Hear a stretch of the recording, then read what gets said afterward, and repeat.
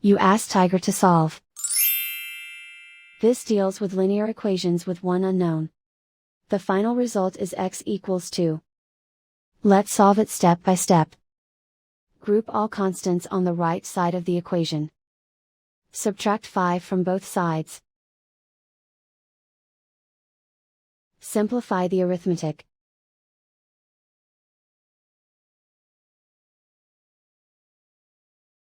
Isolate the x. Divide both sides by 5. Simplify the fraction. Find the greatest common factor of the numerator and denominator.